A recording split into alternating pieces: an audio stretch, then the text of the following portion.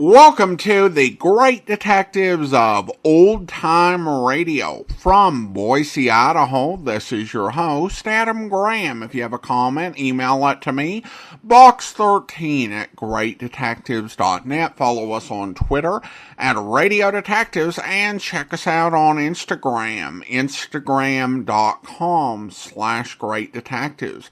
If you're enjoying the podcast, please follow us using your favorite podcast software. I do encourage you, as you're making your travel plans, remember JohnnyDollarAir.com. JohnnyDollarAir.com is a Priceline affiliate link, so part of the purchase price goes to support the Great Detectives of Old Time Radio at no additional cost to you. So remember, when making your travel plans, check JohnnyDollarAir.com first. Well, now it is time for this week's episode of yours truly, Johnny Dollar.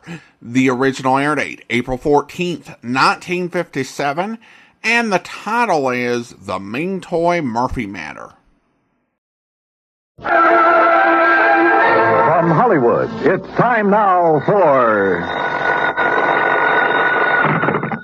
Johnny Dollar. George Reed here.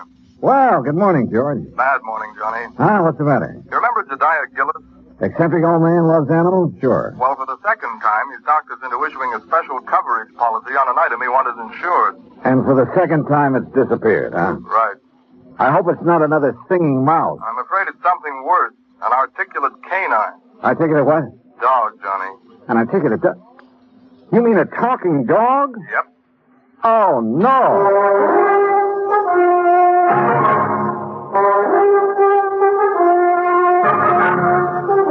Bob Bailey in the exciting adventures of the man with the action-packed expense account, America's fabulous freelance insurance investigator. Yours truly, Johnny Dollar. It's different. I didn't know about mice.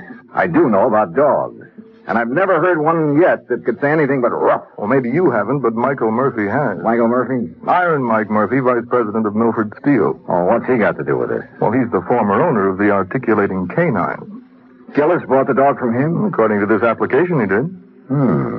When did it happen? About 3 weeks ago. First I heard of it was when Gillis called from New York asking for the coverage. How much insurance does he have on the credit? The maximum we'd allow, $7,500. 75? Oh, no, George. That's hardly worth my time. I can't make any commission from a small policy like that. Why don't you pay him off and forget it? I'd like to, Johnny, but it isn't that simple. No? No. Since you found his mouse, Gillis thinks you're some kind of a miracle worker. Oh, Pied Piper, you mean? Or pie-eyed something or other. Anyway, the boys upstairs have agreed to let you write your own ticket again, providing... Yeah? Providing you locate the dog. Or in the event you don't, you pacify Gillis. Keep him happy so that he doesn't cancel his other policies. And if I can't do either? Then you wind up with your regular commission and expense account, which our auditors will check and double-check. A real sucker bet. But okay, George, you've got yourself a deal. Expense account item 2, 85 cents, cab fare back to my apartment. Item 3, $26, transportation Hartford to New York City, including cab fare to the Stanley Hotel. By the time I checked in, changed my shirt, it was 8:30. I picked up the phone and called the number George Reed had given me.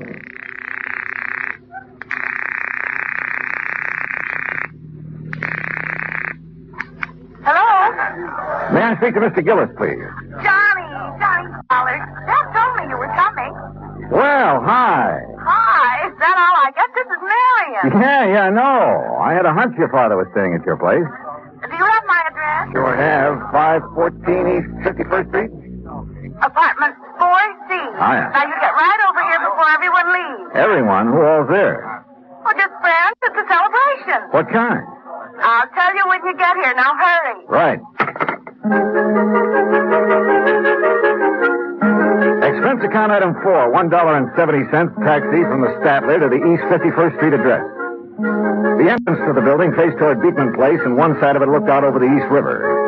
I could hear the noise from apartment 4C before I stepped off the elevator. Marion had a good many friends, which figured because of her blonde hair, gray eyes, and a few other... Well, yeah. I pressed the buzzer and waited. I was about to press it again when a door opened further off down the hall. Hi! Oh, Marion! Here, Johnny. I hope you don't mind sneaking in through the kitchen. But Dad made it very clear that he wants to see you now and alone. Alone? Was that mob in there? He's waiting for you in the den. It's this way. How have you been? Oh, fine, just fine. Sounds like quite a party. It is. I sent out the invitations before the pup disappeared. I offered to call it off, but Dad wouldn't let me. Any special kind of celebration? I think so. It's to announce my engagement. Well, what do you know? Who's the lucky man? His name's Bill Fisher. He's an executive with the Powers Advertising Agency. Real big-time operator, huh? He just talked one of his clients into putting on a new TV show. Well, you know you have all my good wishes. Marion. Oh, Bill, we were just talking about you. I wondered where you disappeared to. Bill, this is Johnny Dollar. Hi, congratulations. You're getting a fine girl. Yes, I think so. Thunderation, what's all... Oh, it's Dollar, so you finally decided to get here. Hello, Mr. Gillis. Come in. Yes, sir. We'll see you later, Johnny. Yes, sure. Yeah, you ready to go to work? Yes, sir, whenever you are. Whenever I am. You're the one's getting paid to be a detective. Well, I can't do my job without your cooperation, Mr. Gillis. Well, what do you want me to do? Just answer a couple of questions. Didn't that sweet pea of an agent tell you all you need to know? Well, he couldn't. He didn't know anything except that a dog you have insured. A dog? A dog, you say? Is that what you call her? Why, you miserable, cold-hearted... A dog. Well, isn't that what you've lost, Mr. Gillis? No! And don't you ever let me hear you calling that if she's a little lady. If you must refer to the type of being she is, well, she's a canine. Okay. Do you mind telling me under what circumstances the canine disappeared? I wouldn't mind at all. And please call her Ming Toy. Beg your pardon? Ming Toy, that's her name, Ming Toy Murphy. What's the matter, you dog? Are you deaf? No, isn't that kind of an unusual name for a dog? A canine? Oh, you think so? Shows how stupid you are. She's a Chinese. Chinese? Yes, a Pekinese. A Pekinese.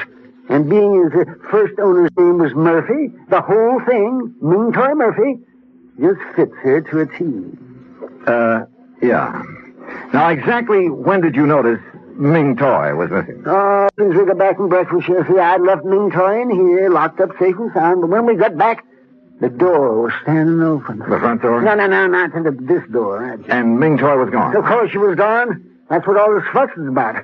But the front apartment door was closed. It was, and somebody's come in here and stolen her. They had sense enough to close the front door when they left. You're, for sure somebody did steal. I don't know what to think. All I know is Ming Toy is missing. Canine animals like her don't grow on trees. Oh, well, you mean because of her, special talent? Well, now you're getting it, my boy. Yes, because she can talk. Oh, Mr. Gillis, can you honestly say you heard her speak? Speak? Well, man, all dogs can speak. But Ming Toy talks. Just like a human being, I suppose. Yeah. I see you don't believe me. Well, you just march yourself over here to this tape recorder. Oh, Mr. Gillis, if she can talk like you say, it's still going to take me a while to kind of get used to this. You and the whole country, providing we get her back. The whole country? TV, boy. What? Television. A new show called The Big Shock. The first one's on tomorrow night. What's the matter? Don't you read the papers? Anyway, they started advertising about 2 weeks ago. Looking for a dog that could say, Happy Hollow Dog Food is yum, yum, yummy. Happy Hollow Dog Food? That's the company sponsoring the show. Go on. They're going to open their show with the animals saying that slogan, you see. And today I was going to take Ming Toy down there and let her say it and collect the $50,000. What $50,000? The $50,000 they're offering to give for a dog that can say, Happy Hollow Dog Mr. Food. Gillis. All right, I know. Yes, well, anyway, when I first heard about this, I remembered Mike Murphy had said something to me over a year ago about having a canine in his kennel that could talk some. So I went over there 3 weeks ago And I bought her. Was the ad in the paper at that time? Of course it wasn't. Well, how did you know it was going to be? Marion told me. How did she know? That dressed dummy she's fixing to marry. The advertising agency he works at, they're the ones that talk the Happy Hollow people into putting on that show. Oh, I see. Well, you see, it's about time. I also see that you don't exactly approve of Fisher for a son-in-law. Oh, I wouldn't say that. I don't approve. I don't disapprove of him. If she wants to marry a stuffed shirt, that's her business. Let me play this tape recording for you. You're going to hear the sweetest little voice this side of China. Ah, now then, me little pet. Get yourself set and ready We for the made dance. this at Mike Murphy. All right, girlie. Now talk to me. Pretty now. Talk pretty. Hello! Hello, everybody! Hey, see? She said hello. That's a dog? That's Canine. Be quiet. Be quiet. Very good, lad. Now tell me, how are you feeling these fine days?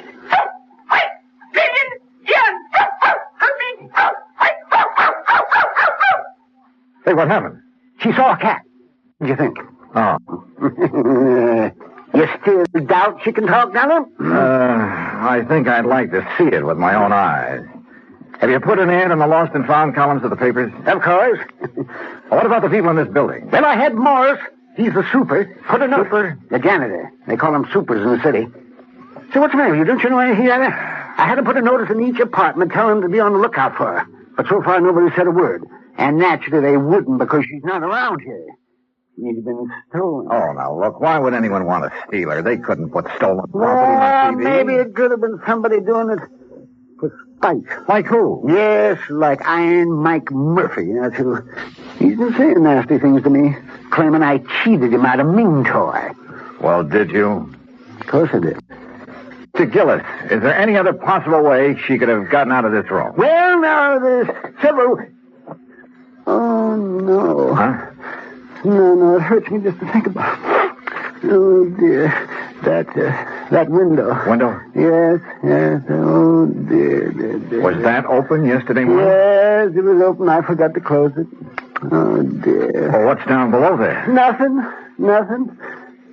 but the East River. I continued questioning him, making sure he'd given me all the facts. Then, after promising to take him along when I visited Iron Mike Murphy, I said goodnight and left. Expense account item 5, $1.70 for a cab back to my hotel. The next morning, I called Murphy and wangled an invitation to his Long Island home. At exactly 9 o'clock, I was in front of the Gillis apartment. Hey, mister. Yeah? You looking for Mr. Gillis? No, Mr. Gillis. You seen him? Sure. When they go out to put their breakfast. Oh, yeah, I see.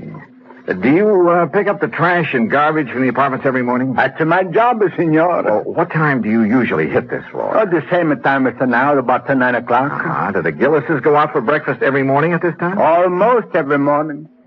What about day before yesterday? When the little one disappeared, Yeah. see, it was the same hour.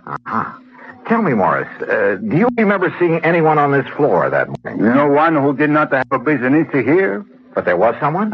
See. Near the Gillis apartment? Where you stand, waiting at the meeting. Well, who was it, you know? Oh, no, I don't know his name. Yeah. He's such a nice gentleman, and he carried what I know was another present for Mr. Gillis. I told him they were out for their breakfast, and he went away. You still haven't told me who it was, Morris. My heavens, senor. Who else would bring Mr. Gillis such a pretty box or such a beautiful gift? Who else but the gentleman she's soon to marry?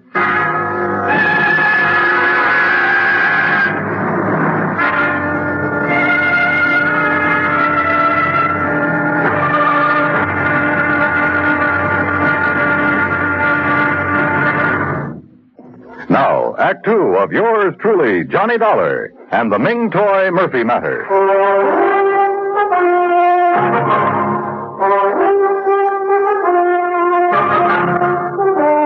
People in love usually keep odd hours, so I wasn't surprised that Morris the janitor had seen Marion Gillis's fiancée outside the apartment the morning the dog, Canine, had disappeared. I thanked Morris for his help, went back downstairs to my cab, where I saw the Gillises walking toward me from First Avenue. Morning, Dollar. Morning! Sorry we're late. Got to gabbing over that second cup of coffee. Better not let your doctor hear you say that. No, Marion, be still. Well, you ready, Dollar? Ready and waiting, Mr. Gillis. And then let's go. I've got a few things I can't wait to say to Mr. Iron Mike Murphy. Now remember, Dad, no excitement. I'll remember. Marion, Yes. you're going to be busy around noon? No, I don't think so far. Just thought we might have lunch together. 21? Anywhere you like. Say 12:30? Perfect. See you then. According to Mr. Gillis, Iron Mike Murphy didn't know that Ming Toy was missing, so it was going to be interesting to see his reactions when we told him. The Murphy home was spread across a couple of acres near Great Neck. The main house was a large two-story brick affair with a tack room, swimming pool, and the kennels behind it. For Iron Mike pursued his hobby of raising Pekinese dogs. We found Murphy at the kennel. Well, Gillis, you lying, thieving devil. You hold your tongue, Mike. What are you doing out here anyway? I came along to help Mr. Dollar. He doesn't know you like I do, so I wouldn't be able to tell when you're lying like I can. Ah, I suppose you think that's funny. Dollar, you know what this man did to me? He stole a wonderful little dog right out from under me nose. And you stole her back. Well, what do you mean by that, You man? know what I mean. The day after you called me on the phone, you saw that ad in the paper. Well, the next day somebody stole Ming Toy. And I'm sure it was you shanty Irishman. Why, you dirty-minded evil old man. I've half a mind to take a horsewhip to you for saying such a thing. Oh, you deny it, eh? Of course I deny it. And you say it again, I'll deny it with me fist. Oh, is that so? Well, I whipped you when you were in the steel mills, and I can whip you now. Look out, fella. Oh, Mr. Gillis, remember what your daughter said. Defend yourself, Murphy. Mr. Gillis? Bring yourself at me, Gillis. Taxi. Mr. Gillis, please, Mr. Murphy. Here I come. Justice triumph. Oh. Ow. Call me names, will Hey, you? driver, over here.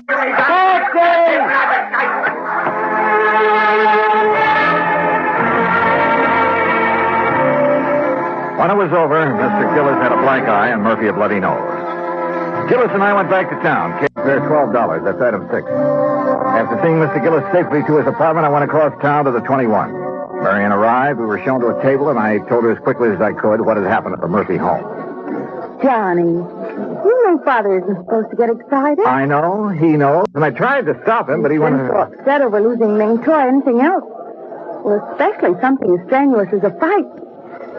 Well, it might prove to be too much. Oh, he's all right, believe me.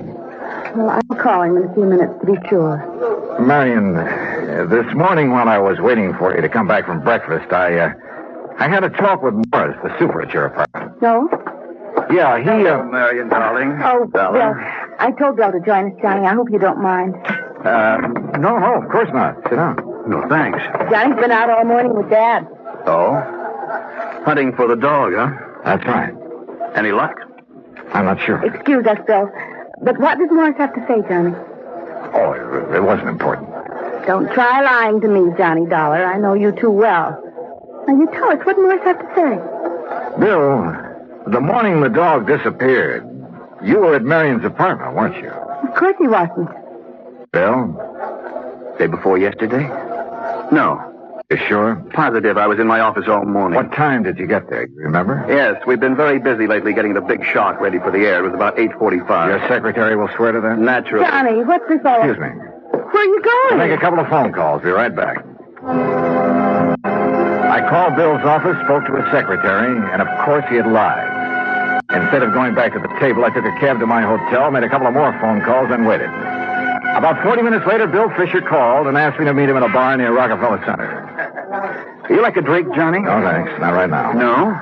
I figured you'd be thirsty. You've been such a busy little boy. What do you mean? You know what I mean. Calling my secretary, then calling the Happy Hollow people to find out whose idea it was to advertise offering $50,000 for a talking dog. Oh, I wouldn't be ashamed of having that idea if I were you. It's a good one. Except for one thing. It was meant strictly for the publicity value. Nobody ever heard of a dog that could really talk, so I guaranteed them their $50,000 would be safe. Go on. See, it was tough enough getting the Happy Hollow people to put a show on TV in the first place. They really don't have that kind of money. And if they'd had to pay out the $50,000 on top of everything else, well, that would be it. We'd lose their account. I'd lose my job. Uh-huh. So what did you do with Ming Toy? Well, naturally, since she could talk, I had to get rid of her. You understand that, don't you? How did you get into the Gillis apartment? That was easy. I'd been there the night before. When I left, I slipped the latch so the door wouldn't lock. When they went out to breakfast the next morning, I went in. I was going to put her in that box and carry her out, but she put up such a fuss, I just tossed her out the window. Into the river? Yes, Dollar, into the East River. But what can I do about it? After all, Ming Toy was only a dog. It wasn't like she was a person. Well, what can I do about it? I'm not sure. But whatever it is, I hope it's plenty. I left him there and walked down 6th Avenue. When I reached the corner of 51st, I called Marion and asked her to meet me in a little park near her apartment building. Somehow I told her, as simply and directly as I could. Well, it's kind of funny, isn't it, Johnny? I don't know. Isn't it? Sure. If I hadn't met Bill, none of this would ever have happened. Dad would still be feeling chipper. I might have been engaged to somebody else. Maybe even a nice guy like you. And why do things like this have to happen? I don't know, Marion. I just don't know. We were about a block away from her apartment when we heard the ambulance. We watched her turn into 51st Street, then stop. Then we were running. Johnny, it's Dad, I know it. No, you don't know any such thing. Oh. All right, folks, all right. Now keep back. Give the men room to work. Johnny, they're not going into the building. No, they're doing something out there in the middle of the street. Officer, what's happened? It sounds like a little girl's caught down there under the street. Under the street? Yeah, lady, in the drain pipe that goes down to the river. Are you sure it's a little girl and not a dog? You kidding? Dogs can't talk like that. Like what? Well, it sounds like she's trying to say something about a dog food being yum, yum, yummy. Get your fire, Marion. Yes, oh, yes. Excuse me. Hey, come back here. I joined the power and water men who had lifted up a manhole cover and put down a ladder. It didn't take us long under the street, just a couple of minutes. Then we climbed back out again. Johnny! Dollar, where is she? Where's my baby? She's still down there, Mr. Gillis. You left her. Dollar, she's not? No, sir, she's fine. Then why didn't you bring her back? Well, maybe you better look for yourself, Mr. Gillis. All right, I'll do just that. Dad, you can't. You just try stopping me, will? Come on, Dollar. Come on. Candy. Careful now, Mr. Gillis. Yeah. Watch your step here. Don't you worry about me. You just look out for yourself. Yes, sir, I am. Happy, fall down. Yes. Dollar. Do you hear? She's saying happy Howard dog food. Yes, sir. By George, boy. Here, let me down here. Where is she? Where's my little sweetheart? This way, Mr. Gillis. Hello, you little rascal, you. Happy, follow. Yummy. Careful now, Mr. Gillis. She's under this water pipe. This one I Yes, sir. You'll have to stoop down to see her. What's that mooing sound out? She. Well, I'll begin quicker. Puppies, darling. Yes, sir. 6 of them. Yes, well, that little rascal. Puppies. So that's why she disappeared, huh? To have her family. Oh, darling. She called me Papa. Oh, you naughty little girl. By golly. Papa. Well, sir, by golly. Well, who'd have thought?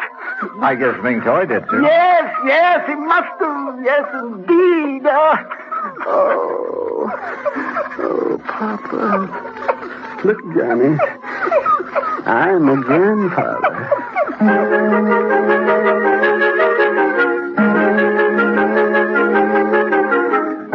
I never did tell Gillis exactly how Ming Toy had been helped out of the apartment.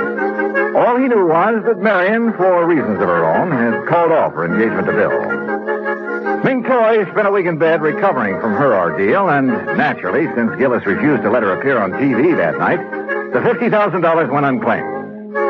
And, alas, the long-suffering public has yet to hear the dulcet tones of a talking dog named Ming Toy Murphy. Expense account total, including hotel, incidentals, and transportation back to Hartford, $225.70.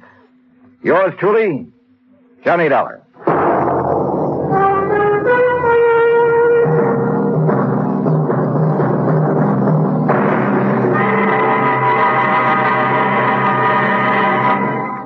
Now, here is our star to tell you about next week's story. Next week, a vessel that was lost at sea suddenly turns up, thanks to the true love of my gay young life.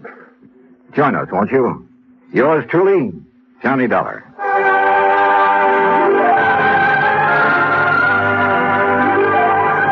Yours truly, Johnny Dollar, starring Bob Bailey, originates in Hollywood. Written by Charles Smith, it is produced and directed by Jack Armstrong. Heard in our cast were Virginia Gregg, G. Stanley Jones, Herb Ellis, Joseph Kearns, J. Novello, Bill James, and Howard McNear. Musical supervision is by Amerigo Marino. Be sure to join us next week, same time and station, for another exciting story of yours truly, Johnny Dollar. This is Dan Cubberly speaking.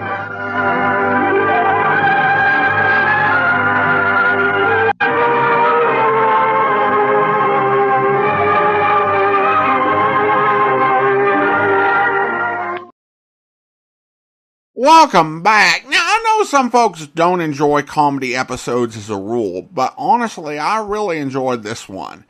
It's a lighter episode, but it has a really consistent, fun tone. It's a sequel to a Christmas episode we haven't played yet, but will around Christmas, but I don't think that episode is required to enjoy this story. Jediah Gillis is a fine, classic Howard McNear eccentric character and really manages to have you laughing and also caring about him and his concern for Ming Toy Murphy. It's such a fun and lovable performance.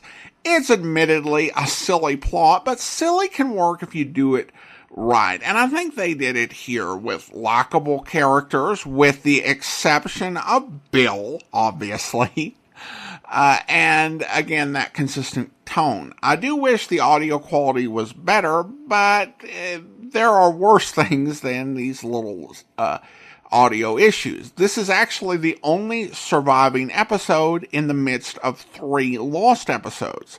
The previous 2 episodes, the Hollywood Matter and the Moonshine Matter, are both missing, as is the next episode, the Marley K Matter, which featured a return for Meg McCarthy, who we heard in the serialized story, The Makes Palace Matter. Now, I do know that she does actually return in another story later on, but I would really love to have the Marley K Matter back.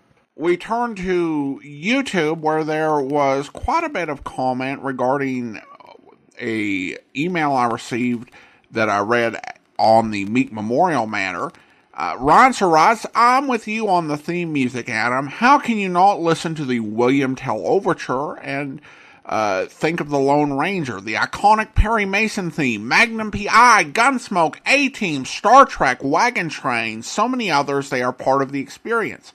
Why do people want to eliminate theme songs? What is wrong with them? The people, not the songs. Ron, sir, I appreciate where you're coming from. I think that it comes down to the fact that we're a lot less patient. And, to borrow a phrase from Mr. Flavin, it's not just, some people. It's everybody, although we all have different things that we're impatient about. And sometimes if I step back and think about some of the things that I get impatient with, I'm kind of embarrassed by it. In the grand scheme of things, in the history of humankind and the challenges that we have to deal with, this is really not all that big a deal. But I've been trained to be impatient about certain things, and I think we all have. But I think this has some interesting roots. Another listener on YouTube comments, of course, people don't really skip through either the Rockford Files, the Greatest American Hero, or the Magnum P.I. songs. All of these songs were on the U.S. Top 100. The Rockford Files is one of the highest charting television theme songs. It reached number 10. Thanks so much. And I guess it kind of comes down to a sort of chicken and the egg question. Did people stop caring about great themes, and then we stopped getting great theme music? Or was it a case where we stopped getting great theme music and people stopped caring? I actually think that there were a number of really solid themes going into the 21st century. Monk is a great example of that. It had not only one great theme, it had two great themes. The first season theme is this fantastic instrumental that won an Emmy Award, and then they got rid of it and replaced it with the It's a Jungle Out There song by Randy Newman, which then went and won another Emmy Award. Personally, I blame Reed Hastings, and more specifically, the idea of binging entire series. And in that case, the theme music becomes practically redundant. And giving us the option to skip the theme kind of takes it out of our experience. Now, I should note they still do have an Emmy for the main theme music. The last Emmy Award in that category went to Danny Elfman for the theme he composed to the Netflix series Wednesday, which is an Addams Family spinoff. It's a pretty solid theme, although I do wonder how many viewers to Wednesday have actually heard it. If I were to wager, I would not expect it to be well known in 10 years' time. In fact, I think in 10 years' time, more people will still remember the theme to the original Addams Family TV show, which even those of us who were not huge fans of that show have kind of absorbed by cultural osmosis. And that's no reflection on Danny Elfman's fine work, and he is a fantastic composer. It just reflects the times in which we live. And then we have a comment from Emmett, who writes, "Thank goodness for your podcast, Adam, in this crazy time when everything seems to be filtered through a lens that includes politics and cultural issues. You keep this podcast right where it should be, in the realm of entertainment. Your enlightening commentary always adds to each episode and is usually just as interesting. Thanks for doing what you do, and yes, this Johnny Dollar episode is one of the better ones of 1957. Well, thank you so much, Emmett. I appreciate your comments and your sentiment. And I think that the political situation in the United States, and certainly in other countries, creates a lot of legitimate concerns. But, it's really not my job to try to affect that. I've heard a lot of people who have talked about the fact that they enjoy the show being a break from the headlines and what's going on in the news. And certainly over on the site called X, you can see the bios of people who engage with your post. And it always tickles me a bit when I see people who like the same post but whose bios show they have completely different political tribal affiliation. So I always try to honor and respect that, and also the work that we're doing and trying to highlight all these great old-time radio programs and providing that entertainment, because I tend to think that our best contributions to whatever are found in being the best people we can be, doing the best we can at our own jobs. So thanks so much, Emmett. And Aisha says, I love the commentary, short or long, I'll take it. Well, thank you so much. Also on YouTube, Dave writes, thanks, love the Johnny Dollar episodes. And I also want to go ahead and acknowledge Alexis, who rated our episodes on the Good Pods app, the Meek Memorial Manor, the Suntan Oil Manor, and the Mr. Chameleon episode, The Vacation Murder Case. Thank you so much, Alexis, for rating us over there on Good Pods. And now I want to go ahead and thank our Patreon supporter of the day. Thank you to Alana, Patreon supporter since September 2015, currently supporting the podcast at the Shamus level of $4 or more per month. Thank you so much for your support. And that will actually do it for today. If you're enjoying the podcast, please follow us using your favorite podcast software. And be sure to rate and review the podcast wherever you download it from. We'll be back next Friday with another episode of yours truly, Johnny Dollar. But join us back here tomorrow for Dragnet, where... I don't get it, Stacy. You know that story's a pack of lies. Why are you doing this to me? It's the truth. And I'm going to press charges and get my money back. $128. What have you done with it? We can take care of the questioning, Mrs. Stacy. I don't see you doing it. Make him tell. Where's our money? I haven't got it. Don't talk back to me. Mr. Stacy, you and your wife want to file a crime report at this time. We want to press charges. Romero? Yeah?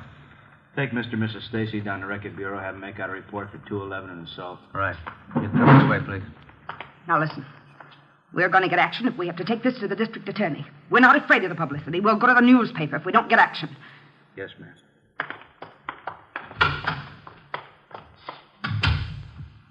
What's it, Clark? They're lying. I can't prove it, but they're lying. Well, you can see the position it puts us in. If you're innocent, we'll do all we can. If you're guilty, we'll see you get everything that's coming. I hope you'll be with us then. In the meantime, send your comments to box13@greatdetectives.net. Follow us on Twitter at Radio Detectives. And check us out on Instagram, instagram.com/greatdetectives. From Boise, Idaho, this is your host, Adam Graham, signing off.